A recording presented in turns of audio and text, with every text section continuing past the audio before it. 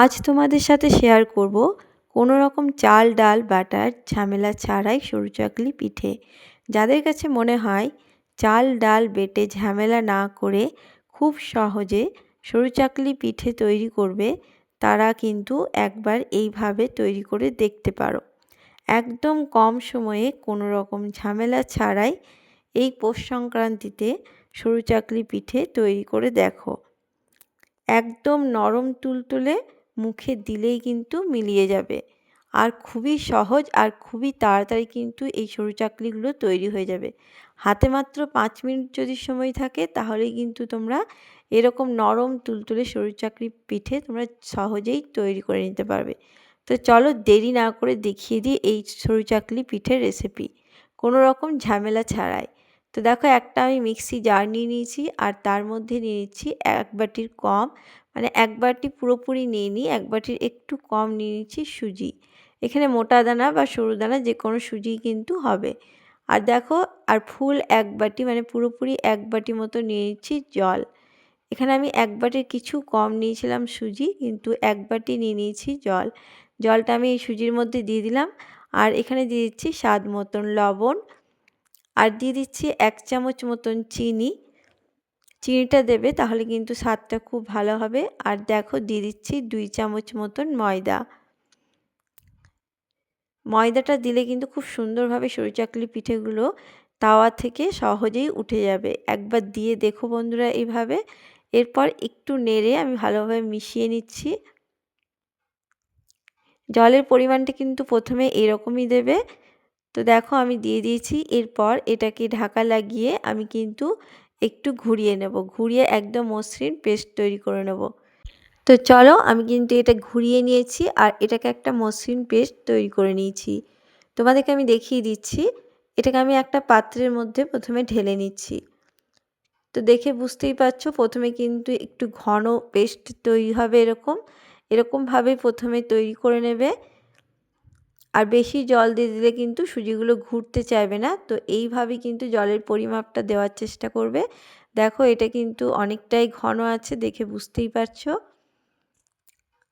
কিন্তু সরু চাকলি পিঠে এত ঘন থাকলে চলবে না, তার জন্য একটু পাতলা করে ব্যাটারটা তৈরি করতে হবে। দেখো, মিক্সির জারের মধ্যে আমি আরও একটু জল দিয়ে এই মিক্সির জারটাকে আমি ধুয়ে এখানে দিয়ে দিলাম।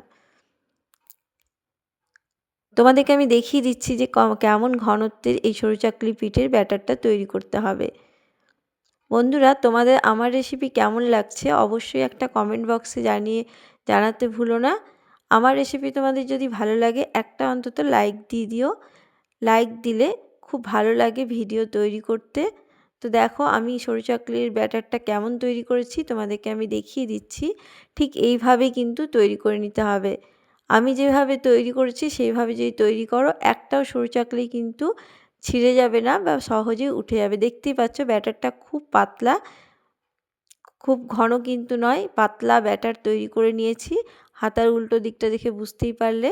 এরপর দেখো, তাওয়া বসিয়ে দিয়েছি গ্যাসের মধ্যে। তাওয়াটাকে খুব ভালোভাবে গরম করে নিয়েছি।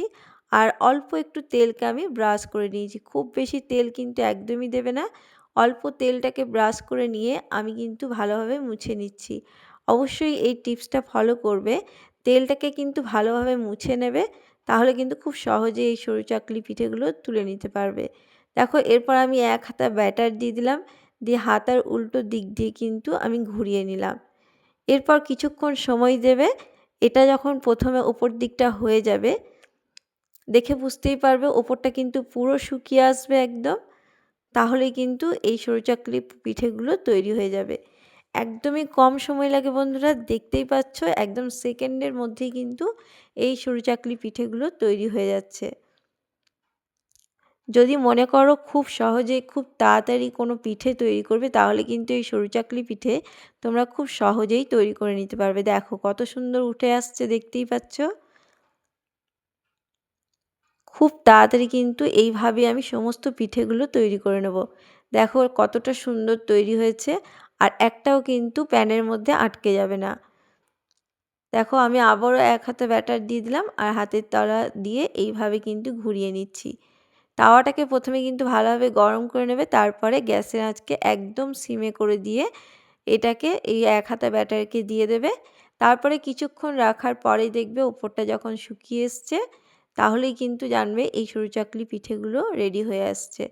এইভাবে কিন্তু পরপর করে কিন্তু আমি দেখো তুলে নেব। আর খুবই সহজে তৈরি হয়ে যাচ্ছে। হাতে 5 মিনিট যদি সময় থাকে দেখবে অনেকগুলো পিঠেই কিন্তু তোমরা তৈরি করে নিতে পারবে। আর এখানে কোনো চাল ডাল বাটার ঝামেলাই মনে হবে না, কিচ্ছু লাগবে না। শুধুমাত্র এই সুজি দিয়ে তোমরা খুব সহজেই এইভাবে সরু চাকলি পিঠে তৈরি করে নিতে পারবে। তো দেখো এটাকেও আমি তুলে নিচ্ছি। একদমই কম সময় লাগলো, দেখতেই পেলে। এইভাবে কিন্তু আমি প্রত্যেকটা পিঠে তৈরি করে নেব। তো চলো সমস্ত পিঠে আমি তোমাদেরকে এইভাবে তৈরি করে দেখিয়ে দিচ্ছি। আর কি সুন্দর জালিদারও হয়েছে। তো দেখো আমি সমস্ত পিঠে কিন্তু তৈরি করে নিয়েছি ঠিক একইভাবে। আর দেখতেই পেলে এক বাটিও নয়, সেই বাটি সুজি দিয়ে কিন্তু এতগুলো পিঠে তৈরি হয়েছে। আর খেতে কিন্তু অসাধারণ লাগে, মুখে দিলেই কিন্তু মিলিয়ে যাবে। এইভাবে একবার চাল ডাল ব্যাটার ঝামেলা ছাড়াই সরু চাকলি পিঠে তৈরি করে দেখো বন্ধুরা। আশা করব তোমাদের খুব পছন্দ হবে। যারা পিঠে তৈরি করতে পারো না, চাল ডাল বাটার ঝামেলা মনে হবে, তারা কিন্তু এই সহজ পদ্ধতিতে একবার করে দেখতে পারো। যে কোনো কেউ কিন্তু তৈরি করে নিতে পারবে। তো দেখতেই পাচ্ছ কতটা সুন্দর তৈরি হয়েছে। তো চলো তোমাদেরকে একটা আমি এবার কেটেও দেখাবো যে কতটা নরম তৈরি হয়েছে। একদম মুখে দিলেই কিন্তু মিলিয়ে যাবে। আর জালিদারও তৈরি হয়েছে। দেখো হাতে নিলে বুঝতেই পারছো যে কতটা নরম তৈরি হয়েছে এগুলো। দেখো কতটা সুন্দর হয়েছে আর সাদা ধবধবে একদম। কেউ বলতেই পারবে না যে এটা সুজি দিয়ে তৈরি করা হয়েছে। দেখো কতটা সুন্দর হয়েছে। তো চলো এরপর একটা ছিঁড়ে দেখাচ্ছি যে কেমনভাবে কতটা নরম হয়েছে। একবার তোমাদেরকে ছিঁড়েও দেখিয়ে দিচ্ছি।